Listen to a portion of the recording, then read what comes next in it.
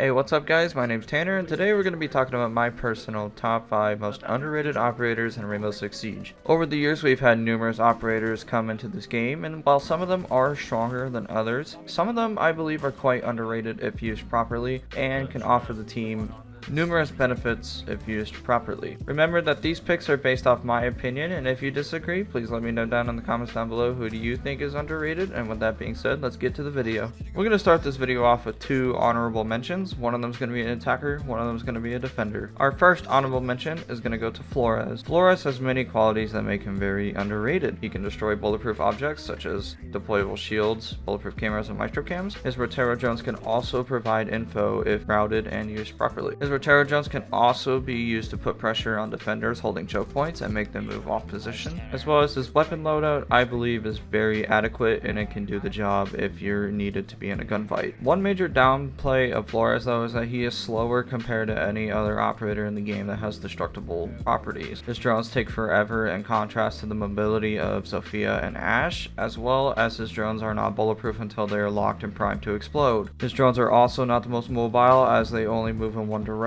They only move forward. You cannot make him go backwards unless you do a complete 180 turn. Mute's also a bit of a tricky counter, as if the Rotero drone is muted off, the timer will not reset, meaning that if you are next to that mute jammer at 1 second and it gets destroyed, that Rotero drone is also going to blow up with a 1 second timer. Honorable mention number 2 is going to go to Mozzie. Mozzie has insane potential in my opinion, but unfortunately I think there's a couple of things that draw him back. Mozzie has one of the best weapon kits in the game with the Commando and the P10 Roni. He can hack attacking cams in the prep phase and set them up accordingly, as well as his drones, if used, are very mobile and they can confuse attackers based on what drones they think they have and what drones they don't have.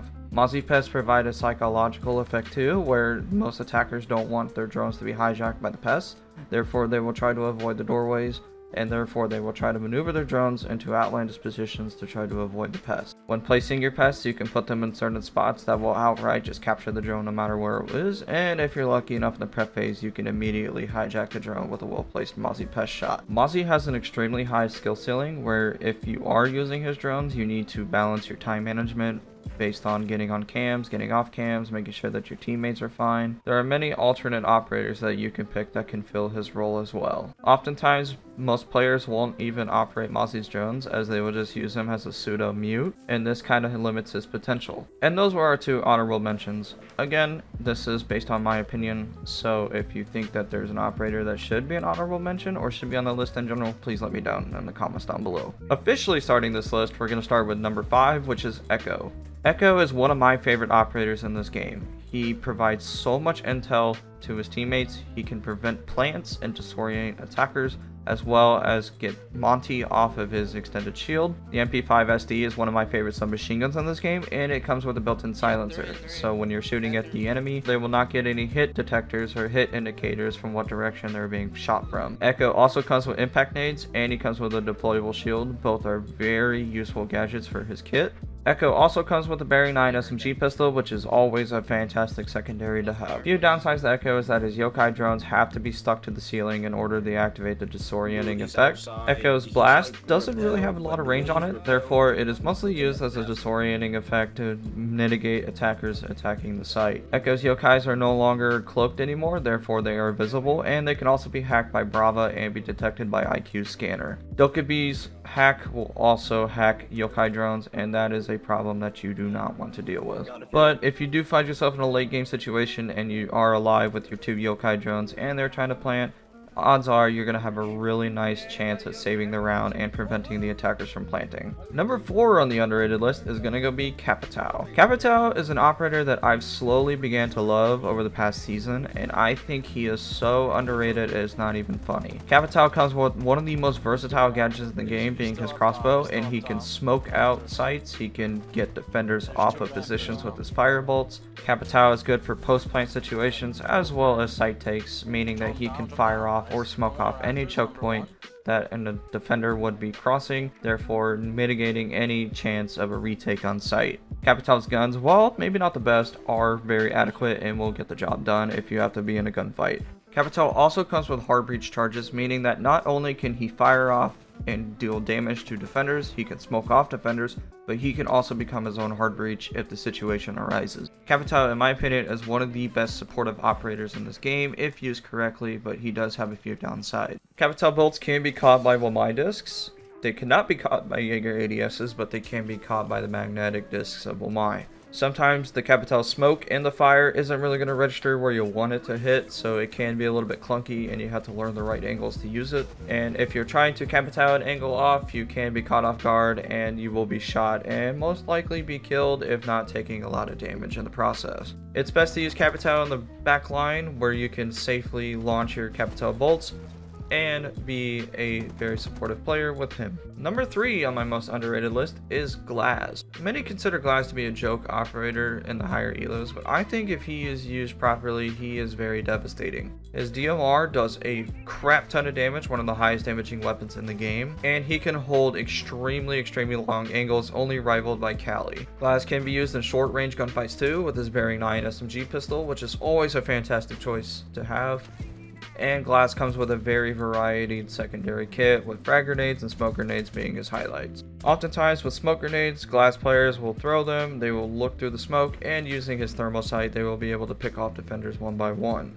The only other operator in this game that has the effect to see through any smoke is Warden. A few downsides to Glaz though is that his rifle can be very slow fire rate at times, and if it's going against a fully auto weapon, it is going to lose in the damage per second category. Another issue with Glaz is that his gadget is his scope.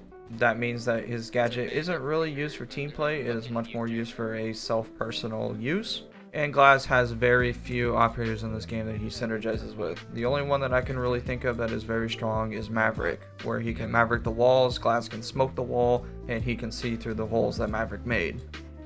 Overall though, I think Glaz is super underrated if used properly and in the hands of a nice fragger. Number 2 on this list is going to be Castle. Castle is an operator that you never know that you need until you need him. He has the ability to close off sections of the map and have the attackers waste utility and gadgets to get rid of his barricades. Castle also comes with a secondary shotgun, meaning that not only can he help set up the windows, but he can also create rotates in sight and create lines of sight as well. Not only that, but his UMP has an ACOG now, so he can hold longer angles with a very low recoil, high powered SMG. Castle offers a very unique way of setting up sites and setting up roams. With his barricades, you can cut off entire sites and always come up with a unique way of using his barricade. A few downsides to Castle though is that his barricades are prone to one-hit explosions from explosive gadgets.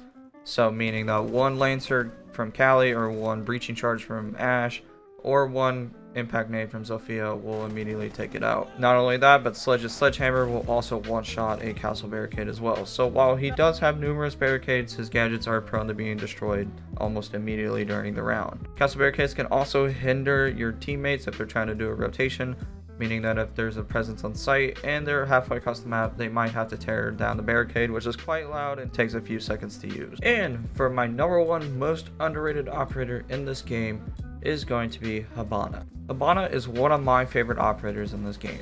I think she is super underrated, considering that you also have Ace and Thermite, and most people opt to pick either of those two. Hibana is the queen of hatches in this game. If you need hatches destroyed, Hibana is your girl. She has the potential to destroy up to 4 hatches in this game versus Thermite's 2 and Ace's 1. Her X Kairos allows you to change how many pellets you want to use per blast from 6 to 4 to 2, meaning that she is extremely versatile when it comes to how to use her gadgets. Hibana comes with fantastic weaponry with her Type 89 assault rifle and the Bearing 9 SMG pistol. She also has the Supernova shotgun, but I prefer to use the Type 89 for the range. Hibana has the fastest moving speed of all 3 primary heart breachers, so she can get into position very quickly compared to the other 2. Hibana does have a few downsides.